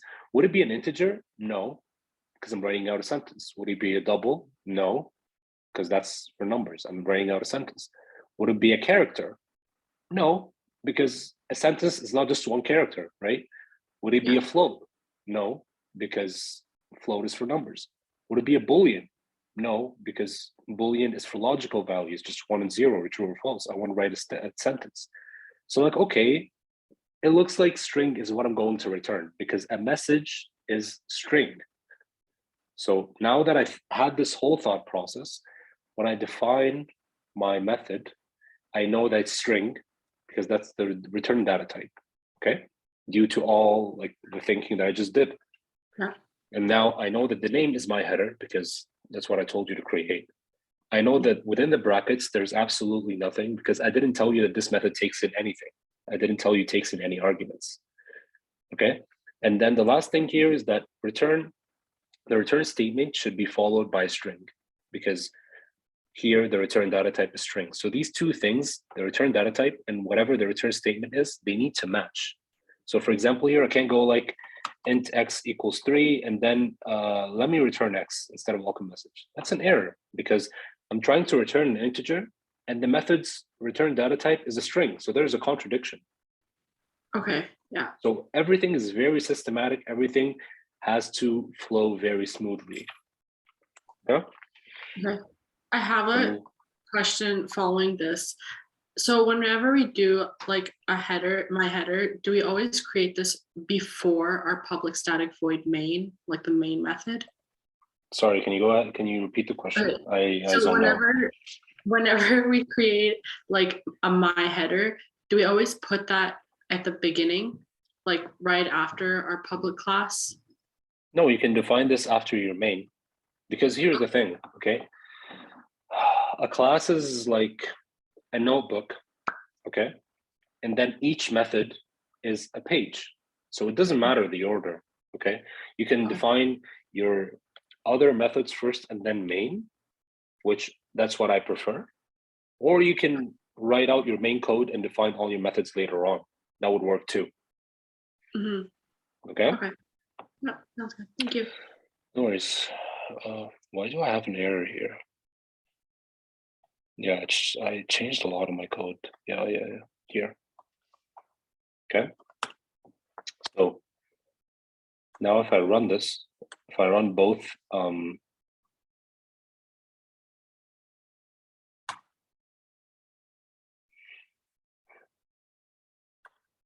so here, obviously I need to delete these comments. So here, print out welcome message.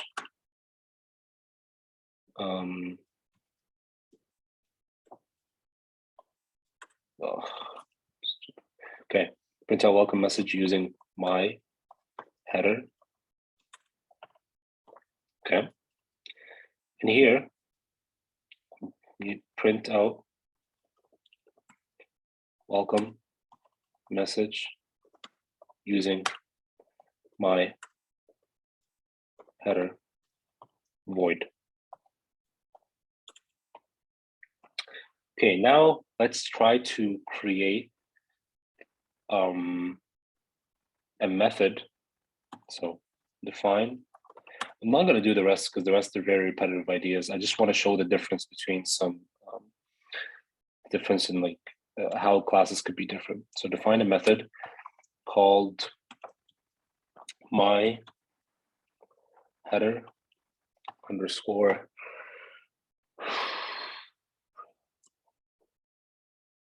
input. Actually, let me name it prompt. That would make more sense. Which asks the user for a message and prints it. Okay, so now I'm going to create a third method. Now hear me out very carefully, okay? So I'm gonna, again, describe the method that I'm gonna create, and I want you guys to tell me what should be the return data type of that method. So the method, what it's going to do is it will ask the user for a message, okay? And then it's going to print that message. That's it. So it's going to ask the user for a message, print that message, and then the method is over. What should be the return data type for that?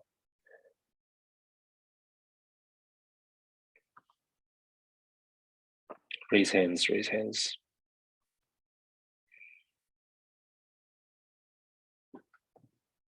There's no way I just have one student who wants to answer, right? I'm sure more than one student knows the answer.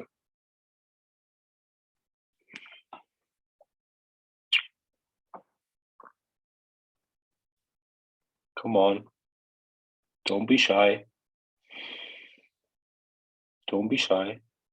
Even if you don't know, give it a shot. You don't have to be 100% sure.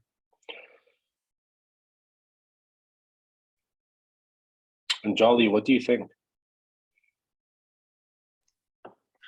Okay, I didn't really understand the question. So you're trying to ask for what the return type is for what? For my header? My header prompt. So right here, I'm going to, so let me just comment that out because I want to write whatever I want without getting error message. So prompt, and then here, return data type, and then my header underscore prompt. And then I'm going to create my method. So what should be written here? Given the description that I gave earlier, is that what this method does is that it asks the user. So if I'm the method, okay, when I get executed, God forbid, when I get executed, I'm going to come up to you and be like, Ajali, hi, do you want to print out a message? What do you want? Give me a message that you want me to deal with, that you want me to print out. So you're going to tell me a message like, good morning, okay? We're like, okay, I took this message from you, and now I'm going to just print good morning, and then I'm done. My job is done. Okay, so I think it's gonna be a string because it's a message. Okay. What do you guys think?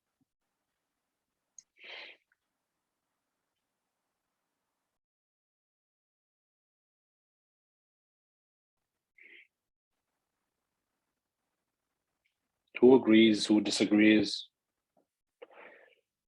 Raise hands. Come on. This is a review session for your quiz tomorrow. Let's see some thumbs up. Matt, what do you think? Is it void because it's printing and not returning? Okay. Sara, what do you think? I agree. I think it should be void. Okay. Can you guys can you explain? Actually, I'll do this after this question. I'll pull out my iPad and write handwritten notes and explain the whole process. I think that will make things simpler. But yes, it should be a void because we're printing, we're not returning anything. And then whatever happens in here, we should, the first step is ask user to input, read input, and then print out message, right? So what am I going to do? Since I'm reading, I'm going to need to read input. I'm going to define an object. Actually, I don't know if it makes, if I should define, let me try defining it here and see if it works. Scanner input underscore read equals to scanner dot, what was it? It was, oh, new, sorry. New scanner system dot in. So now I created my scanner object because I want to read data from the user. So now how am I going to ask the user to input data? I'm going to be like, hey user, input data. So dot print line, I want to be like, hey, please enter a message you want to share with the world. Okay, so now I'm going to read the input from the user. So how am I going to do that? Like input, I need to obviously store this message in a variable. Okay, so let me declare a variable here. So declare, I forgot how to spell, variable to store message.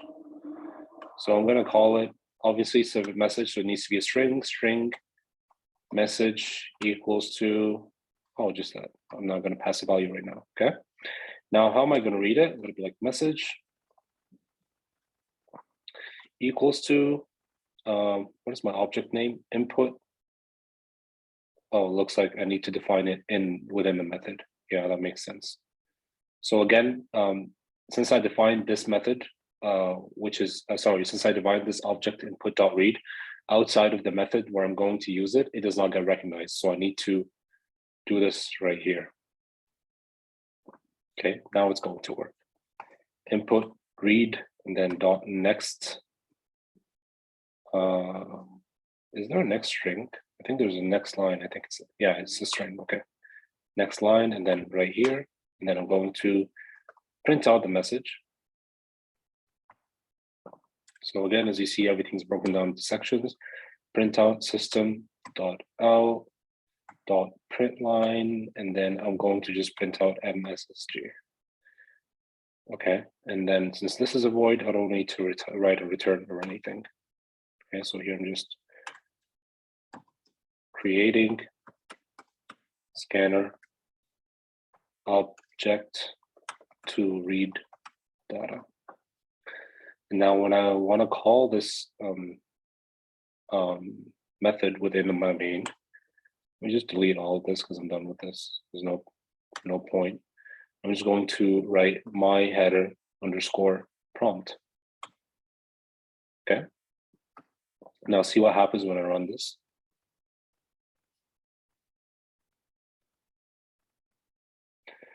Hi, please enter a message you want to share with the world. Friends is overrated. And then it's going to print out that message. Okay. So do I need, for example, here to write like any sort of variable like I did before? So like string x equal string x and then write x equals to this. Do I need to do that? No, I don't. And the answer is because the return data type of this method, my header underscore prompt, it's a void, so it doesn't return anything. So if I do this, absolutely nothing gets passed into X. So it's just an error. Okay. If this, for example, was a string, so instead of void, I have a string, and then here I'm going to return message. Okay. And then I pass X right here, then I'm just going to write print X. Okay, let me skip the part where I'm going to print this out.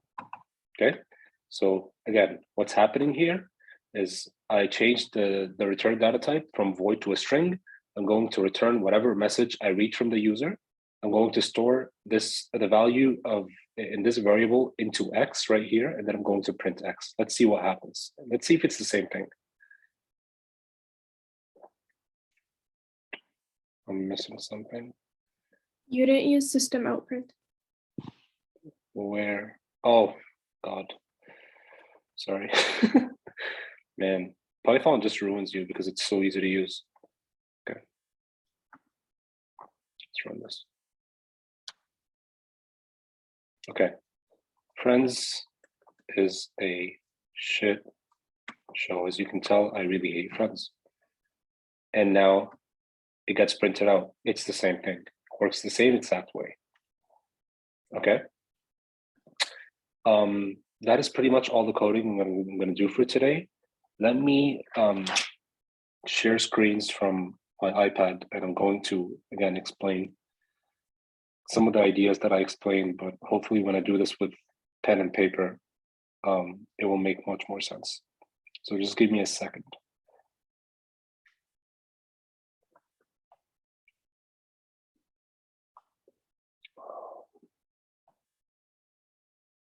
So you see, how is this going to work?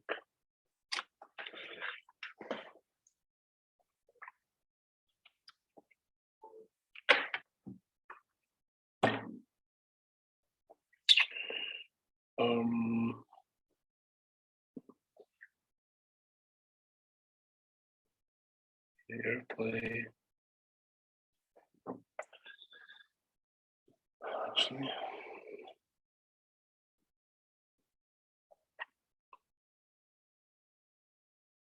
Can you guys see my screen? Yes, sir. Yeah, we Okay. can see it. Okay. So let's say I'm going to go over the same example that I did, but just gonna write things down. So let's say I want to create a method called, let me call my method hello world.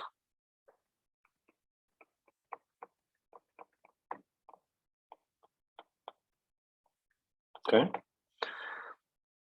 So this will be like a typical question on an exam or your quiz. I'm gonna ask you to create a method called hello world. Takes in input or message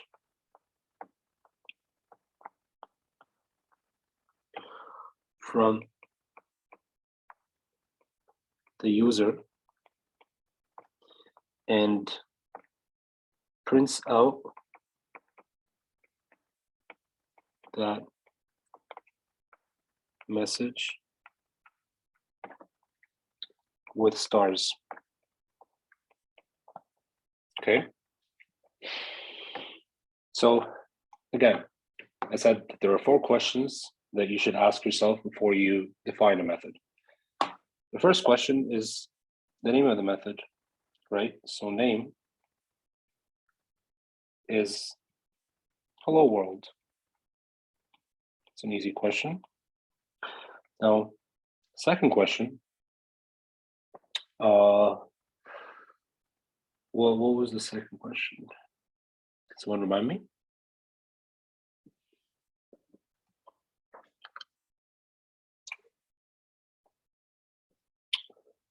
Jolly? Is a second question that they want to take we want to input a message? Yeah, so second question is the list of parameters, right? So parameters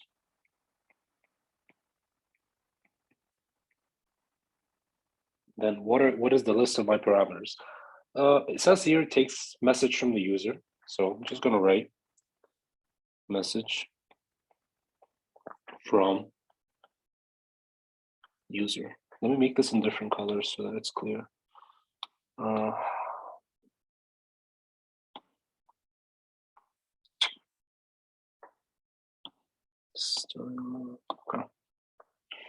So what will be the third question? 3. What do you think, Jolly? Is the third question that does it want an output if like of that message or no? Is it wrong? What? Does it want an output off that message?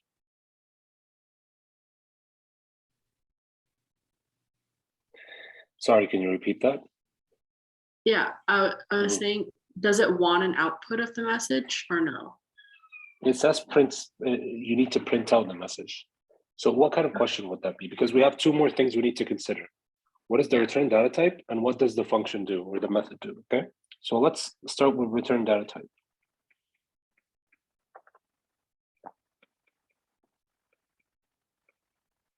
What is the return data type in this case?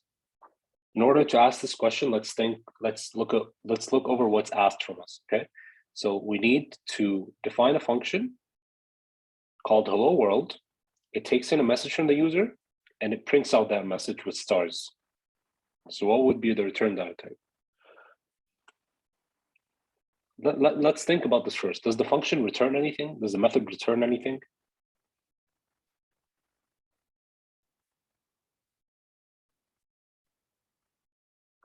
What do you think?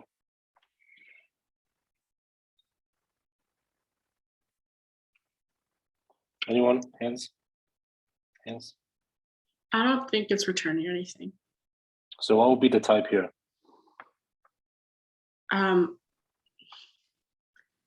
Okay, if I remember correctly, string does return, so then void doesn't return. What is the last question? Let me see if I can add a GIF here. That would make things a lot easier. What is happening? Can I find anything? I just read it.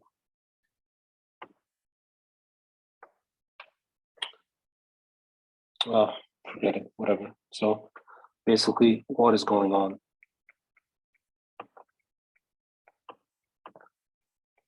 The answer to this is I just want to print a message. So this should be your thought process before creating any method.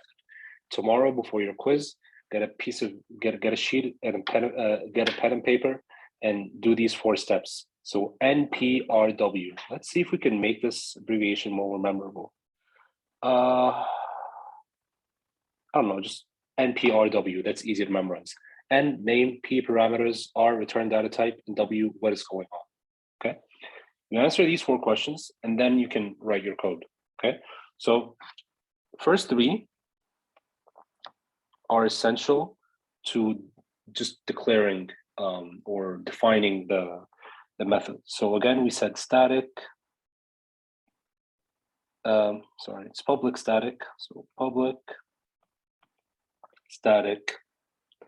And the first thing that comes is the return data type. So void. Then after that, the name. So hello world. And then after that, shit, ran out of space already. What do I do? Okay. Wow, technology. Okay. So now that I did that, what comes after is the list of parameters. And then my curly braces. Okay. And then here I define my function. Okay. So what should go in here? The list of parameters. I should look at 2. So my list of parameters is a message from the user. Okay. A message is a string. So what I'm going to write here is string. And then let me say I'm going to call this variables MSG. Okay. Now I go inside the method. What is going on? Okay. Now it says here that it will take in an input message from the user. So that is happening here in the parameter, and then it will print out that message with stars. So now I'm going to do system dot out dot print.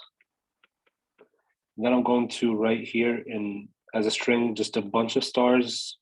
Let's say 3, and then I'm going to concatenate that with plus MSG plus 3 stars.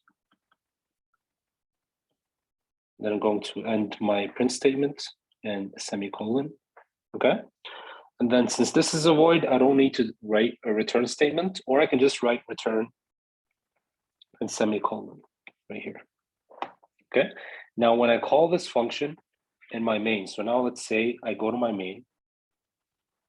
Okay. So this is my main class. And then here is whatever is going on in my main class. Okay. So let's say in the first line, I'm like, okay, I need to ask the user to enter a message. Okay. So I'm going, since you're asking the user to input a message, you're going to ask or create a scanner object. So scanner, and then reader equals to new scanner system dot in. Okay. Now I'm going to write, so this is a comment, that's not the code, but it's very easy, you know how to write the code. Print out a prompt to the user, asking them to enter the message that they want to print with stars. And then here, message equals to whatever the user inputs. So reader dot next line. So this is how you read a string using the scanner object, dot next line. There's no such thing as dot next string. Okay. And now I want to call the function that will print out this message with stars. And again, this message is right here. Okay. Defined as message. Okay. I want to pass this, or I want to print whatever the user input. Okay. I stored it in message. So whatever the user input is inside message. Okay. Now I want to print this with stars, and I already made a function or a method for that. So I'm just going to use this method. So I look at my method. Okay. I'm like, okay, here's the method. Here's how you can use it. It's a void. Okay. So it returns nothing, and it takes in one parameter, which is a string. So the way I would use it is I would call the name. So hello world, name of the method. And then I'm going to pass in the input, right? What is my input here? Message. Does that make sense? And then I'm going to write a semicolon, and this will work just flawlessly. The output of that would be message and then a bunch of stars on the left and the right. Now, why can I not write here message, MSG, just like it was defined right here? Because when you're in the main, okay, the way your compiler is going to go is like, okay, scanner, I'm going to create an object and call it reader. Done. Next line, going to print to the user, asking them to input a value. Okay, I'm done with the print statement. Next, I'm going to declare a variable. Sorry, I missed a string here. I'm declaring the variable here. So string message reader to the next line. Okay. Next, I'm going to create a variable, a string variable called message. I'm going to pass the value of this inside here. So in this line, say this is line 3. Okay. The compiler has the memory right here. Okay. So when it hits line 3, it's like, okay, now I have a variable called message. And the value of this variable is the input from the user. Okay. So input, let's say the user input pizza. So the value of this variable is pizza. Okay, it's a string variable. This is the name of the variable. And this is the value. Okay, so message, pizza. Cool. Now we'll go to line 4, where all the action happens. Okay, go to line 4 and your compiler sees you're calling a message. Sorry, you're calling a method. So it goes like, okay, let me see where this is defined. Let me see what this means. So it goes back to the definition. So it exits the main method. So you see how we were inside main all this time? We were inside this like set of curly braces, okay, or brackets. We left that. So we're outside the main method. And the moment we leave that, we get a new sheet for the memory. Okay. same exact idea. You have name and you have value. Okay, so now we're outside. We're outside main. So now we're operating on this. Any variables we defined right now, they're going to go in here, not here. Okay, so we go to main. We go to hello world. We go to the first line. We execute this print statement, and we print whatever was input here. Okay, so the parameter that was passed into the method, whatever this parameter is, gets printed. Okay, so in this case, when we hit this first line, we see that string gets created. So what's the name of the variable here? MSG, and the value is pizza. Okay, so right before this return statement, this is what I have. This is what's in my memory. Okay, now the moment I hit return and I leave the hello world method, okay, and I come back here, what happens is that this part of my memory, since I left this method and I'm not coming back to it, I'm done. Since I hit the return statement, I just know I'm done with it, gets completely deleted. It does not exist anymore. And I just, all that I care about, all the memory that I have is this one right here. So if I try here to, after this method right here, for example, right here. So this was a message.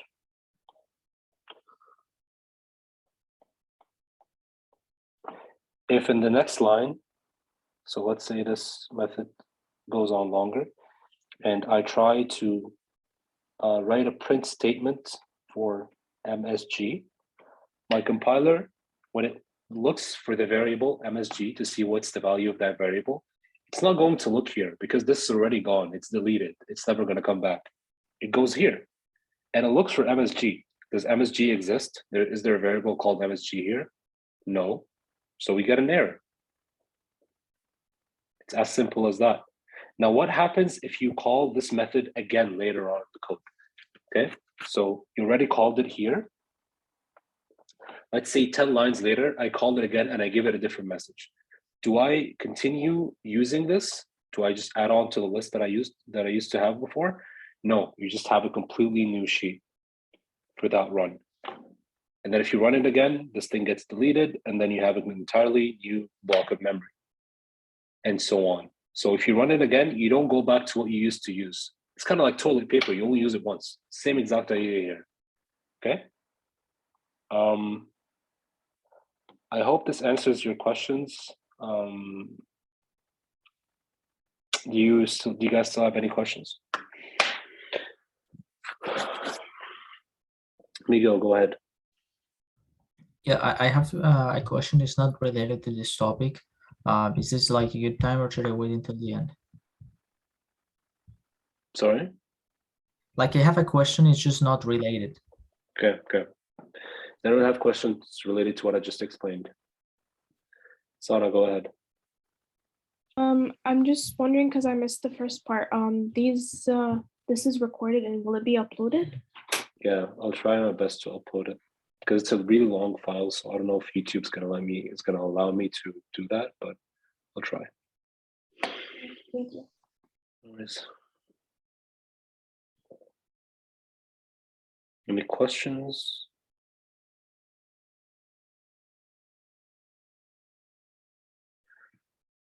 Okay. Miguel, you can ask your question because I guess we're done with the questions. Okay. So I'm working on lab number 4 right now, and in the first question, it asks me to print the Unicode of a character. I don't really know how to do that. Maybe I tried to research it, like look it up, and no, Is it not mentioned anywhere in your lecture slides?